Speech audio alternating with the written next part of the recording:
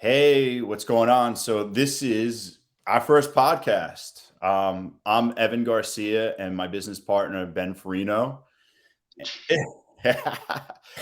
And so we're just two regular guys that started a business. We do 8 figures a year. We're growing and we just figured put ourselves out there and maybe help other people along the way. We're in the middle of doing some cool stuff right now. And I guess we'll start from the beginning because everybody loves the origin story. Um, Kind of so document our whole thing too, have yeah, it so in even if nobody video. watches, like you said, if nobody even watches this would be a good time for we can look back in 10 years and be like, hey, remember when we were doing this and doing that and whatnot. So much stuff happens. It's crazy. It really does because you keep those notes on the Excel sheet. And I look and I'm like, M- the roll ups, and I'm like, oh, Many stories to come. yes, tons of stories. Um, so basically, I started back in 2005 or six. I was going to school for accounting, which I used for 3 months. Terrible accountant. Terrible. I hate paperwork. Yeah. And then yeah, so I started marketing online, small affiliate stuff. And then I started a lead generation company, the whole co-reg thing. And then I was doing a lot of that, a lot of PPC. And then 2008 happened. My business went like this. And I got super heavy into the affiliate game. And then that brought me to working at the same place that I ended up meeting Ben at. And A and then lucky meeting between the two of us. yeah, and then I'll let Ben take it from there, and then we'll start from where we met. My history? Basically I was an analyst for a couple different catalog companies for a while. And then moved on from there to a big medical supplies company. And I did their analytics and all that kind of stuff. I also did marketing in the catalog companies, mail like 9 million catalogs and postcards and managing Excel spreadsheets. After I was an analyst for a bunch of years, then I moved up to Charlotte and worked for an online marketing type company. And I was doing a lot of lead generation there. Came up with some cool ideas that I want to take out and branch out on my own eventually with. And then I took a job in New York, and that's where I met Evan. And I was doing online marketing there as well, using lead generation. But my dream has always been more operations and manufacturing and like plant operation efficiencies, efficiency gains, and all that kind of stuff. That's kind of like my bread and butter. I love that stuff. And yeah, met Evan up there, and kind of just we weren't allowed to talk to each other. Actually, Yes. we were specifically told, Ben, do not talk to Evan. Yeah, do Somebody, not talk to me. And then you kind of just want to talk. of course. I'm like, well, why would I not want to talk to this guy? It's obviously something that the two of us together would be good at. So yeah, Yeah, reached out. I remember you slid into my DMs early on before they were called DMs. I think it was Facebook Messenger.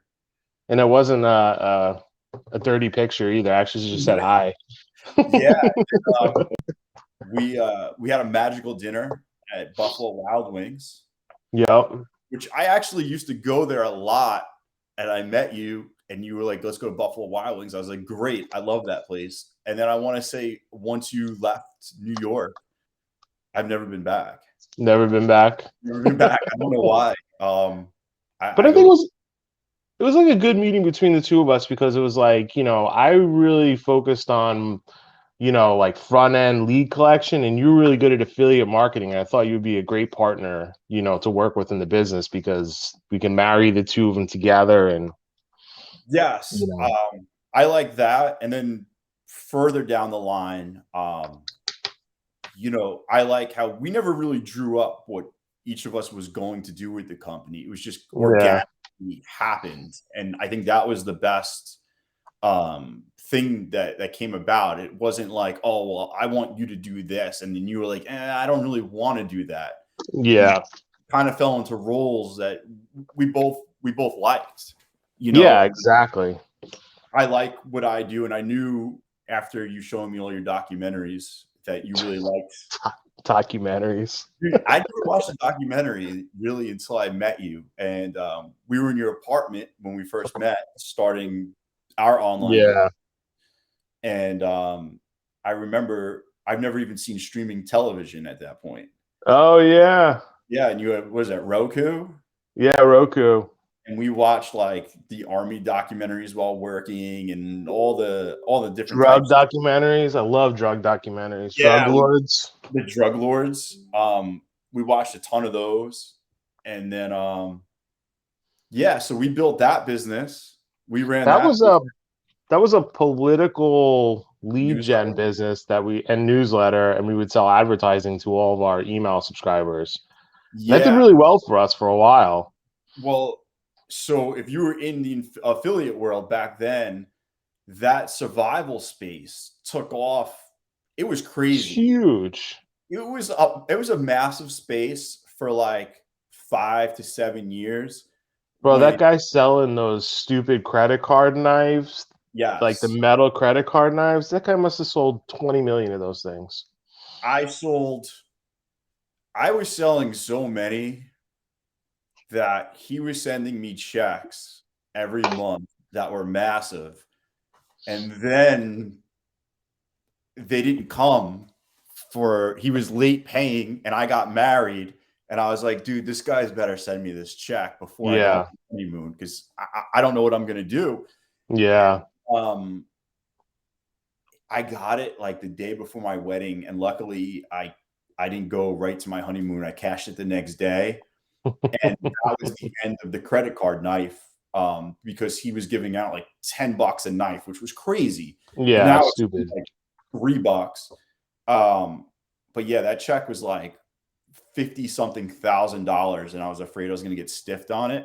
And Yeah. I was sweating that out. Uh, when that shit Well, came, that's actually a good point because it's like something like that people should know is like I was really on the email collection and email newsletter and selling advertising to the email subscribers. And Evan, I don't think you really got into that prior to me. And I think that's where like the marriage happened good between us. Because yeah, you were mostly doing like, buy advertising, affiliate marketing, you just make a little percentage, this and that. But then you didn't have any like way to like have like reoccurring I didn't have advertising revenue. You're right. I didn't build any email list for it. It was add directly to product. And I crushed it on the credit card knife. He had some like fire starter, same Oh guy. yeah, that was big. And then this company, ClickBooth, had an offer called Obama Healthcare, and another one. I believe there were two Stansberry offers. Obama third term. Yeah, I think That that was a might have big been one. the one. And Yeah. I was using Rev Content ads, sending it to their thing, and it was crazy. I was like, if I do this the rest of my life, I was like, this is crazy. And then what I found out is when you're not building your email list, you're not building a business. Some dude just copied my ads and basically forced me to outbid him. Then he would outbid Yeah. me, and then I was like, what am I left with at the end of the day? I got money. That's great. But like, You don't have the asset of the email list. no, the faucet turned off. And I was like, well, I can't make money. And then I was also doing a Facebook thing where I was arbitraging the clicks off my Facebook page to what do you call it? Off my Facebook page to my website, collecting AdSense money. And Mhm. that was great for like 3 months. And then I was running through Facebook ad accounts. Yeah. And then that was pretty much the end. Yeah, that's tough. They really stricted up. What's your Yeah, word for that? picked it up. If it's a Yeah, word, restricted word up. now. But yeah, School they did. wasn't my strong suit. Yeah, mine either. Um, But yeah, they like the whole Facebook got stricter. got stricter. There you go. Um, even the ESPs like Yahoo, Gmail, and all that got a lot more strict with, their email delivery and all that. So like, we had millions and millions of emails. I think like 5 million emails at one point that we were emailing out. And, as it got tougher and tougher, we kind of had like Evan had a big barbecue party at his house one day. I did. And I was So this like, barbecue party, hey, just for everybody who was supposed to know, my wife, we're on our honeymoon. My wife goes, let's have a little barbecue when we get home. Just a couple friends. So she thought I was inviting like 3 or 4 couples. It'd be like 10 of us maybe. Well, I blasted out. I play sports, so I blasted out to all the guys on my sports team, told them to come, told my other friends to come. Next thing you know, there's like 50, 60 people at my house, and my wife was not expecting that. yeah, she's pissed. So then, yeah, so then Ben and I were talking. It had to be later in the day. Yeah, a couple drinks. Definitely a couple drinks. And you came up to me and you're like, yo, what about starting a sign company? Yeah, we were kind of talking about how like the political is like so up and down, and how like, like it's not like a forever business, even though we were doing really good with it. And we just kind of like tossed around ideas for a minute. And I was like, I used to work for the sign company back in the day. Let's try and open a sign company or something. It's pretty easy. Just drop ship all the products. You're not making anything, you're not doing anything. Like, you're just selling. We use both of our experience and we just bang it out. Ben And sold me on drop shipping. He said, we will never have employees, is what he said. No employees. We're going to drop ship, not make anything. And that's it. It's going to be so easy. Yeah, so And easy. it wasn't, as we'll continue on. So, we started it, and then we were doing pretty good. I mean, we had a bunch of revisions. I mean, obviously, when you're first launching a website, there's all sorts of bugs and problems. So we launched the site, it did okay, and then we did a complete revamp of the site, and then it started to do a little bit better. So I was working from home at that point, and I was just like, I need to get out of working from my house. I don't know how people do it. People love it, but it's not for me. Like, I need an office to go to. I like regimented schedules, and for me, it just works better. So I was like, well, I'm gonna get like a little 500 square foot office, and we can have somebody help us do this email stuff and maybe answer some phones, just like 1 or 2 people. So we rented out like this 500 or 600 square foot office, it was a and medical building, by the way. it was a medical building, and it was on the second floor. Second floor medical building. There was a dentist next to us, and I think there was a foot doctor on the other side. And yeah, I mean, quickly we started to grow there because like the signs just started taking off for us. So we rented out the space on the other side of us. And then we were like, man, how cool would it be if we got a laser and then we could start doing some of our own signage stuff? Well, come to find out, we get this laser and we start burning acrylic in there. The whole building stinks like stunk it. Burnt plastic. Burn acrylic. The dentists were complaining. The foot doctors were complaining. The people hated us there, but it was doing well for us. I mean, they told me I could have it in there. I specifically went and asked for permission for it. And yeah, they just totally hated us. Like, I literally had the window open. So we were in the middle on the top floor, right above the main entrance to the building. So we were using filters, and the filters were like so expensive, and they were just like always having to be replaced. So I was like, forget that. So I opened up the window and I just stuck the tube outside of the window above the second floor, and we were just sending all this like burnt acrylic smell right out the window, right into the lobby of the building, which did not work out very well. And then we played around to see what else the laser could do, and found out that you can engrave glasses with it. So then we were like, oh, we can get into engraving. Can we create a business out of this? Yeah, personalized gifts. Yeah, and then it was taking 45 minutes to do one glass. I remember that. We were burning through glasses. Like, we lost so much money in every order we did. Oh yeah, it was the fee that we paid to get into the business. The learning curve. The learning curve. So we were in this office. I'll post pictures if I should have some of what our first office looked like. I got a bunch. You got some? Yeah. So I'll put it on the video. You used to have to. We had no room in this office. office, we had like a banner printing machine to print vinyl. You had to step over printing banners to get into our office, and it was just crammed full of like small equipment. We were doing all sorts of shit out of there. And then you had to bring the acrylic to the second floor through the Oh, even and then getting the laser machine in there. When we got the yeah, laser machine, we didn't have any forklifts in the little office. So like we literally had to tip over this laser and slide it into the elevator upright. And I literally had like a quarter of an inch space all the way around it to fit this thing in there. And I definitely scratched the floor and did all oh sorts of stuff I yeah. wasn't supposed to do. I But you gotta do mean, what you gotta do to get rolling. I mean, yeah. And then talking about rolling, we got that big rolling printer up there, that mhm. pound printer that they sent one dude to bring it up 2 floors. Yeah, they sent a guy who had a broken jaw to get Yeah, it up to the second floor, and it was like 1,000-pound printer. And then he was supposed to teach us how to use it with a broken jaw. it was yeah. And then when we print, I remember we printed a banner and it went down like the whole middle of the place. They wanted like a Yeah, banner or that's something. right. I Yeah. forgot about that. Yeah, we had our office wasn't big enough, so we'd do like 40 and 50-foot long banners, and we'd have to roll it down the hallway of this medical building to like put in all the little grommets and all that kind of stuff and wrap it up. Those people would thought we were crazy. But you And know then what? If you crumbled at every obstacle you came across, it would be oh, detrimental to your you business. gotta make it work with whatever you got because through selling it, you knew that there was a market for it. And then we went building shopping. Mm-hmm.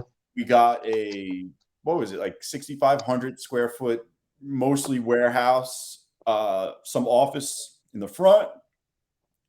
The back 2 bays though were being rented out, and Mm-hmm. like, oh, that's great because we're not going to really need that space. We won't need that space. Yeah, we won't need We that won't space. need And when it. we moved in, they let us out of our lease in the medical building. Oh yeah, we had just signed a brand new lease with them, and they were like, "No, no, no, no problem. You can Yeah, leave. No penalties." they wanted us out, and then so we got this other building. We moved in there, and I want to say within like 3 or 4 months, we were already like, yo, those guys in the back have to go. Yeah, Um, we were getting maxed out. You know, because we as you start engraving more, printing more, cutting more, you need more and more of these machines as you scale. Because we started out with one engraving machine. I think now we have like 30 of these engraving machines. But you know, as you start growing, you add more and more, and then you need to have room for inventory for those machines to consistently run, and you just run out of space ridiculously fast. anything in I want, we're like light manufacturing, everything takes up a lot of space. There's nothing small about anything because you're buying by the pallet or by the truckload. So that eats up space, the machine eats up space, and then the finishing work eats up space. Yeah, So then we moved into that building. Then I think it was December, and then we finally got rid of those 2 guys in yeah, the back right after Christmas time. And yeah. We Christmas expanded back there. was crazy. We were shipping and stuff on the weekends.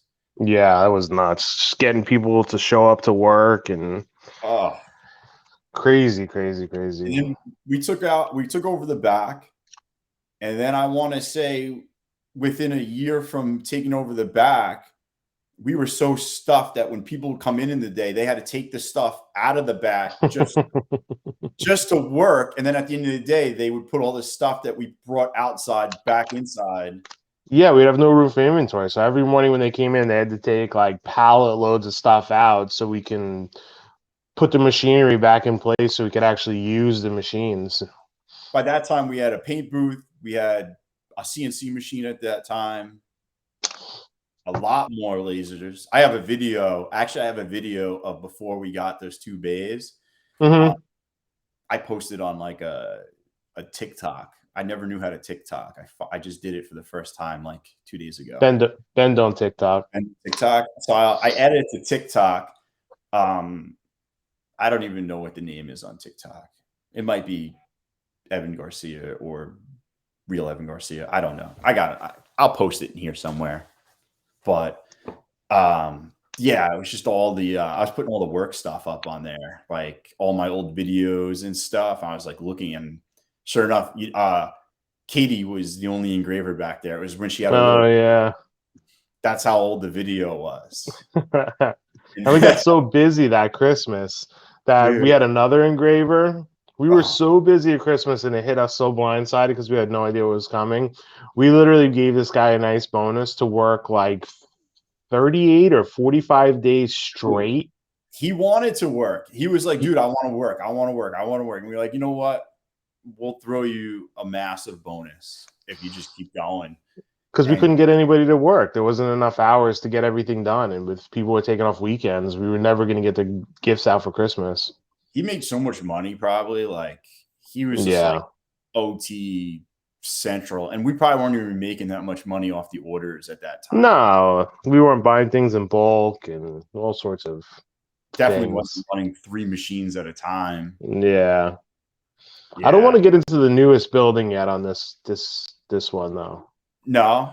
No, I'd like to circle back to more of the stories, like Oh, on like both buildings and stuff. And yeah, sure. No, so we'll save the when we move into the new building on the next one.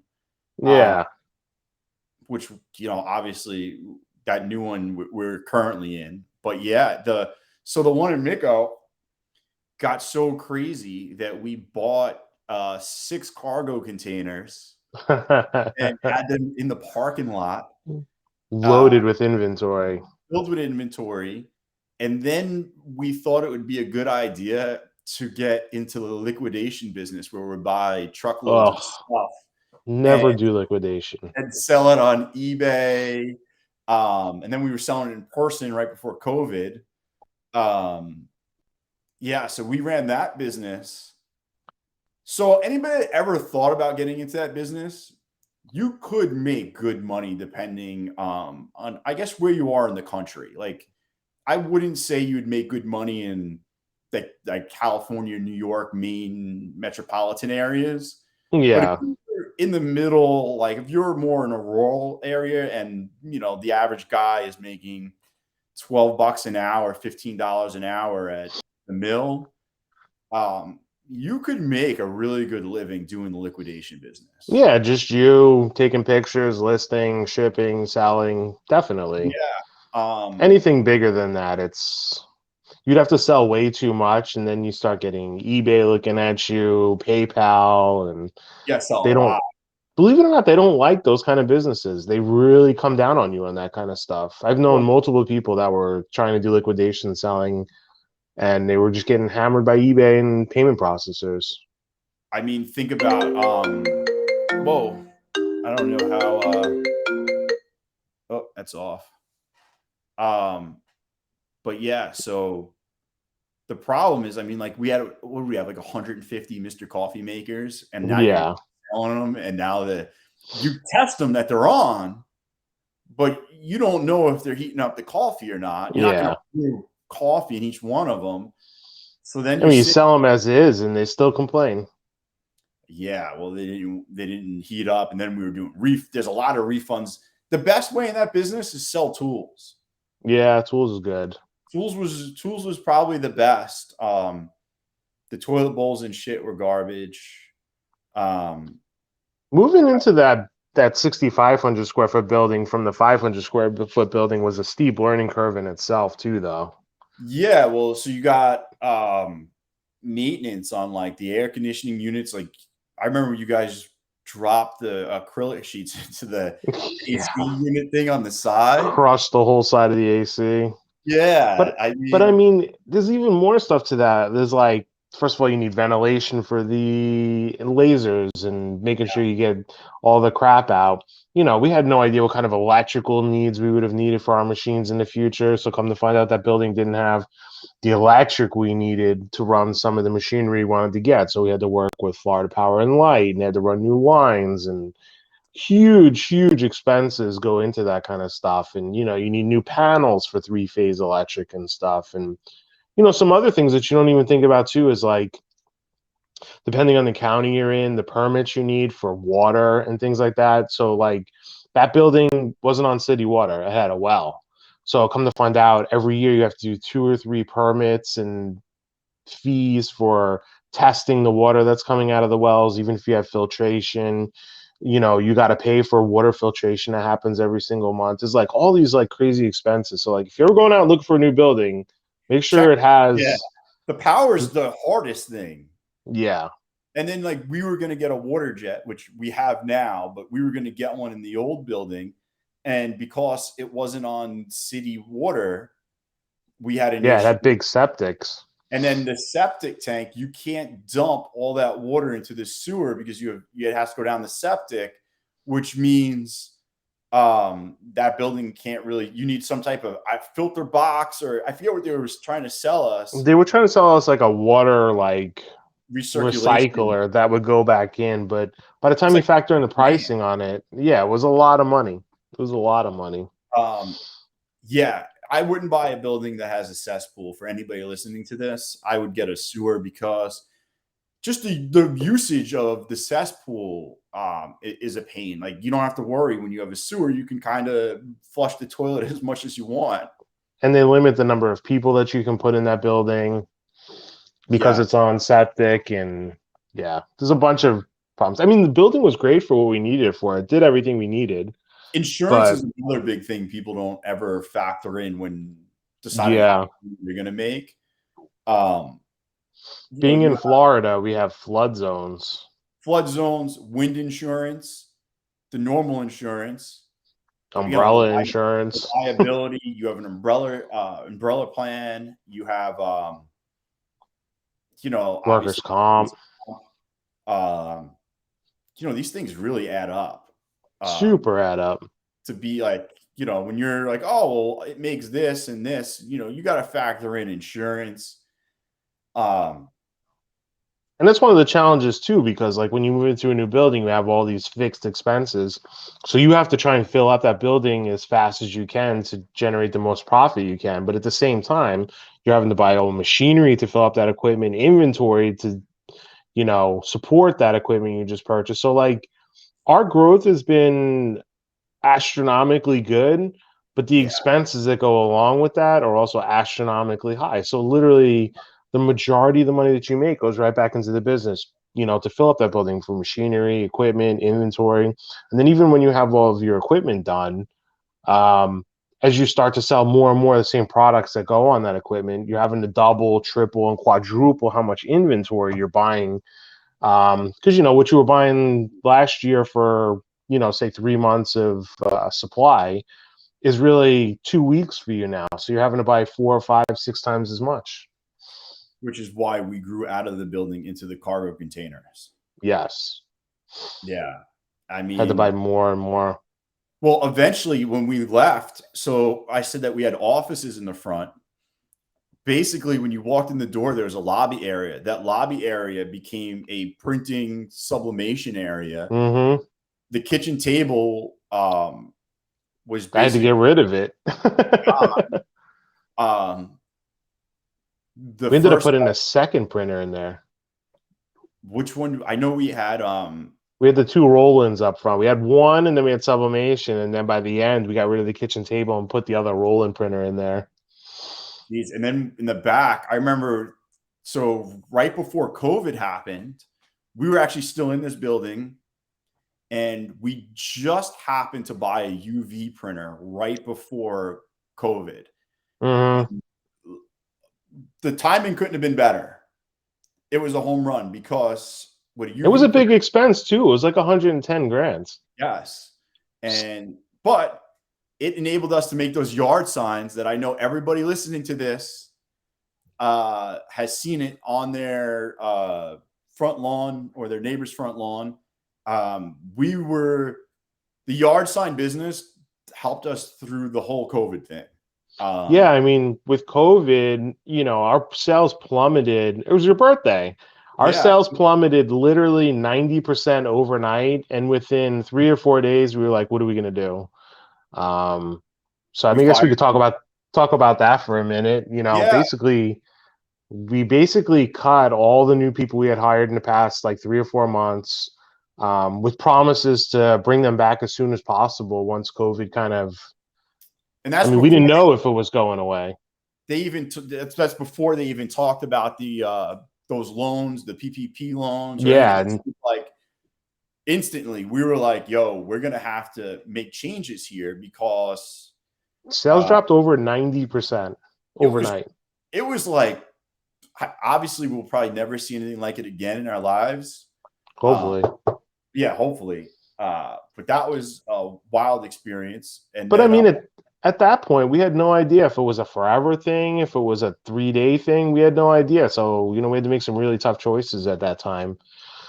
So, we promised to bring these people back. And then it got even worse to a point where the small number of people we had left, we cut down to 4 day work weeks. We were taking off Wednesdays so we can process orders at the beginning of the week, process orders at the end of the week. And we had no idea. And then, like Evan said, we got that UV machine and we started pumping out a bunch of those yard signs. It started selling like hotcakes. And within 2 weeks, I was able to bring back, or we were able to bring back, everybody back. Every single person came back. And we were one of the few businesses that really didn't lose any people. And we were able to stay strong all the way through COVID. Thank God. yeah, because I mean, like you said, that was my birthday month. And on my birthday was literally the worst day that we've ever had in our company. And it was And compounded for us too, because we were in that extreme growth mode. So all of our money was sitting in inventory. Everything, we had these loan payments for machines that we had been getting to grow the business. And then when you get hit with that 90%, crushing number, it's rough. I mean, what do you do? no, I mean, adapt is one thing I could say that we're really good at. And That is something we are good at and you have to be good at. yeah, I mean, we've done it in other occasions, but this one was probably the most drastic. And we rolled out all these yard sign products overnight. Like we were like, yo, we need to just pump these out. And then Yeah. we hired everybody back. And then But yeah, and in then general, like you said, I think the adaptability is like one of like the biggest keys to our success between putting out new products or organizing how we're producing things on the fly to accommodate the sales growth as quickly as possible. But yeah, I yeah, think that's one of our best things. it was that was a crazy time.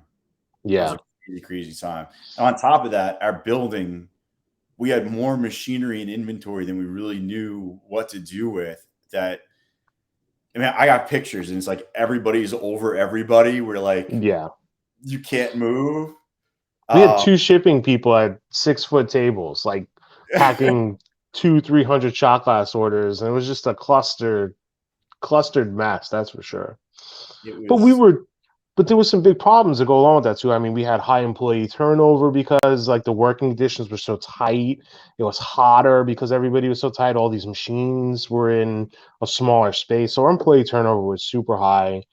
Um, you even got yeah. that outside air conditioning unit that you rented at towards the end. Oh yeah, I rented that from like one of those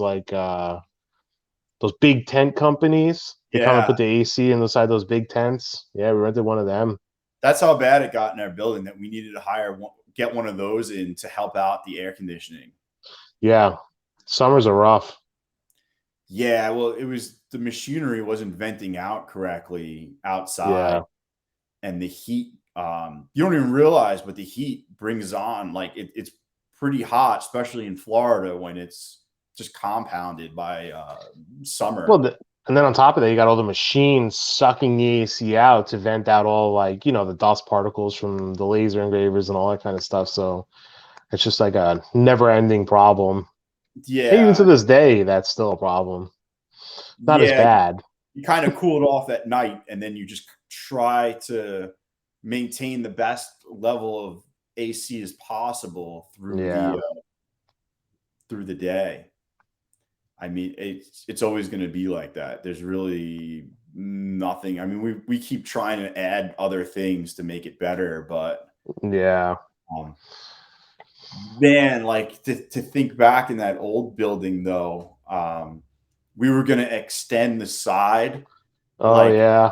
30 feet over the whole length. And we're like, oh, we can get like, another 2,000 square feet out of this thing, which, well, That wouldn't have done anything for it wouldn't have us. done anything because I'm not going to get into it, but when we get into the new building, I'll tell you why it wouldn't have done anything. No, it really wouldn't. We would have completed that, and then we would have been like, dude, what did we spend all this money on? Like we I need know. yeah, I mean, everything from trucks coming in there was hard because they had to like go and then like back up down. Oh Like, yeah, you couldn't drive around the building. It was a nightmare. yeah, We were in like a dead end. so when we're getting deliveries, it was brutal. Man, like I remember that. I remember going. I had that little table I would sit at every time, a little round table that Oh yeah. you have in your office right now. That was like my Hmm. office desk. Oh, so in our first building, the medical building, we only had like 5 employees when we moved. Not all of them even worked in that office. I think there was only 3 that worked in the office, Yeah, and a couple remote. and then we had like 2 remote. And then we moved to this building, and I want to say we had like 15, 20 employees probably easily. Yeah, the 6,500 square foot building, we probably are in the 20s, and then Christmas we probably would get like in the 30s. And that was on the high side. I mean, we Yeah, had no idea what we were doing then. our business always fluctuates because we hire during Christmas time to handle the gift business.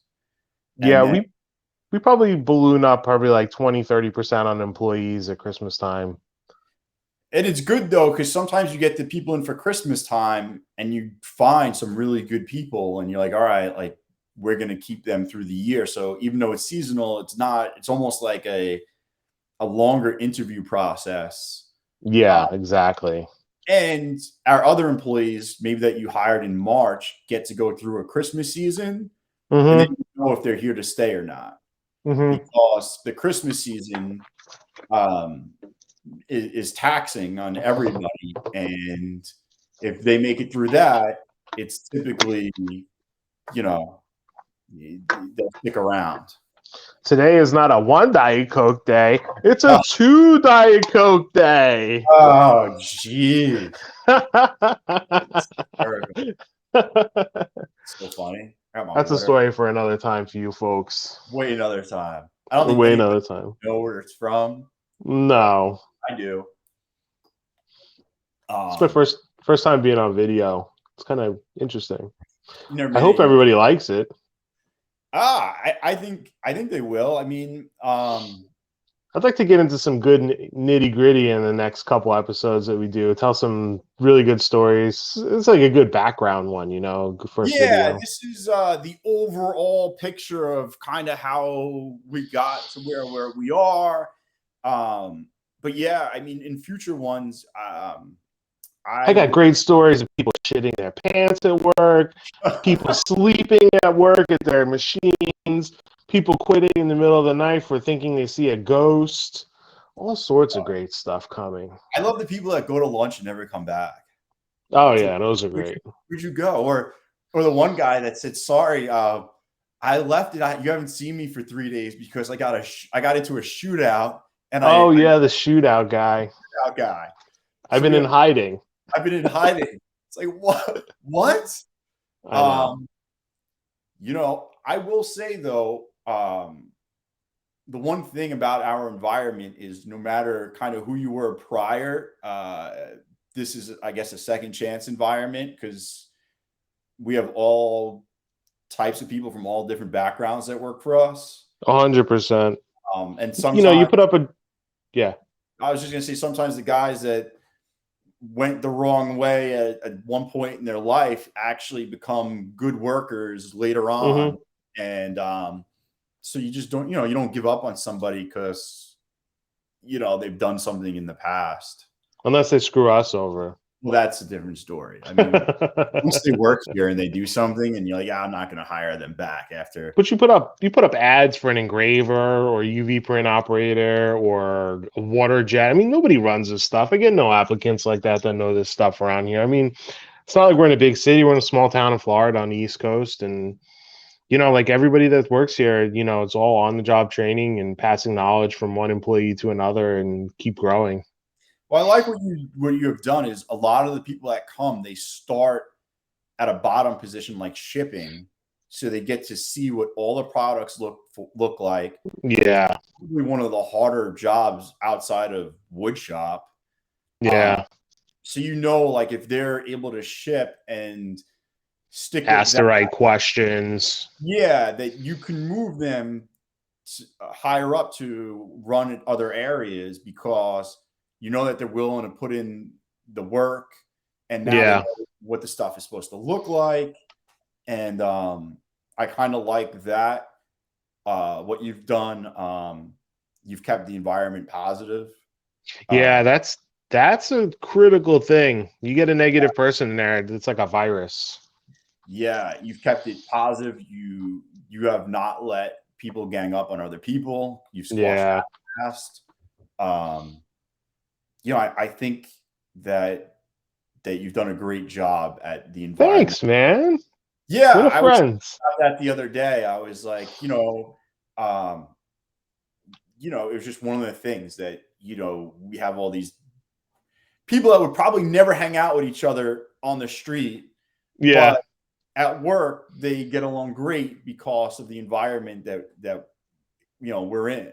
Yeah. You No know, hate. yeah, there's really none. I mean, Speaking of which, we didn't really tell the millions of viewers worldwide like what our roles are at this company. all right, so that's a good way to go Maybe we about it. could maybe we could finish up the call with that. All right, so yeah, my role is basically marketing. I deal with, I guess you call it the front end. I deal with the websites, Product um, development. product development.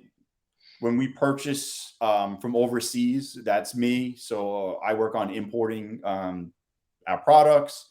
I work on the marketing. I work on the search engine optimization. I deal kind of with the designers on product mock-ups and moving that aspect forward. Basically everything on the front end about what the customer would see, I guess, is mostly what I deal with. Yeah. You bring And in then the sales, you do the new product development, and then you and then I handle the production side. So I always tell people like, "Oh, what does Evan do in New York?" Well, Evan gets the sales in, and I get the product out. It's kind of like that divide between the two of us. that There's some is slight overlap in a certain amount of things, but yeah. I When we're manage. websites or something, I mean, me and you look to make sure Yeah, collaborate and collaborate ideas. We'll talk about stuff. But you're not logging into our ads, and no. I'm not remoting in to fix Yeah. software on the freaking engravers, or Yeah. It's a good divide between the two of us because it definitely both keeps us both busy and we're not stepping on each other's toes all the time and that kind of stuff. So I think the division of work is really good. And, I think you're really great at what you do. And I think I'm pretty good at what I do. And I think the two yeah, of us just mesh together and we can bang it out and just keep growing. That's really the key. yeah. I like that. Yeah, because we each have our own way to run things, and you don't want me being like on top of you, and you're not on top of me, and it's just kind of like, hey man, we need more sales here. And I'm like, all Yeah. right, I can do it. Or sometimes I'm like, hey man, it's just a dead time. Like I don't know what I'm gonna do, but we could try this, and this. Yeah. Um, But but yeah, the it's bigger thing too is I think we're both learning. Like we're not opposed to like learning new things and trying things differently because I see a lot of business, specifically ones that have been in this building in the past that we're currently in and other business that I've met. It's either adopt or die kind of thing. I mean, People don't want to come up with new products. They want to change their ways. They don't want to change how they're producing things. But all that stuff needs to constantly change. You can't be stuck. You can't be doing the same stuff you were doing 10 years ago today, especially if your sales have been going down year after year. We have yet You to have can't a be. down year, by the Yeah, way. I mean, you can't do the same stuff you were doing last year. Yeah. That's how fast things move. I mean, every year we're adding new things and we're like, all right, well, we're going to be adding this next year and this next year. And, even now, like, I'm like, all right, man, like next year, like, or, we'll probably have more of the websites up. We're going to be selling new stuff. I want to start that wholesale business. And expanding into completely different businesses that we'll talk about in the Yes. future, So unrelated businesses, we, diversification. we're in the phase currently of looking for businesses to acquire outside of what we do right now, which is going to be interesting.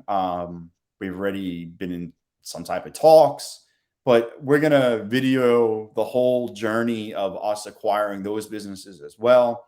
We're going to shoot the shit on here from news and stuff also. This is just to lay the groundwork on kind of who we are, what we're about.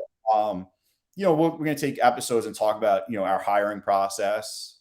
Like you said, the nitty gritty of Yeah, business that you kind of need to know, or you should need to know and learn from our mistakes or what's worked for us. And plenty then mistakes. so many mistakes. And then, also just what's going on in the, we're not going to get political, but, we'll just talk about stuff. Hopefully you laugh. Challenges of outside factors on our business. Oh, there's a lot of those, man. Yeah. Inflation was a big one this year. And nobody wanted to raise their prices online, so you just have to eat it. Yeah, it's rough. But I always figure if you're buying not wholesale, or you think you're buying wholesale but you're really not, and you're making a little bit of profit, there's a lot of money to be had, because you can purchase in bulk and make those margins way up there. Definitely. So yeah, I guess we'll leave them right there, where basically COVID, the end of the building, and we'll Buildings packed to high hell. Packed 6 cargo containers in the parking lot. We're moving shit What outside. do we do next? Yeah, what do we do? And I'll dig through to see if I have some old stuff of the old building and whatnot. Yeah, I'll send you some too. And all right, so I think this went well. We're gonna try doing this once a week, mostly on Wednesday. By the time I upload it and cut it, if I have to, it might be Thursday. But yeah, this was good. And it was good seeing you, Evan. Good seeing you. See you guys later.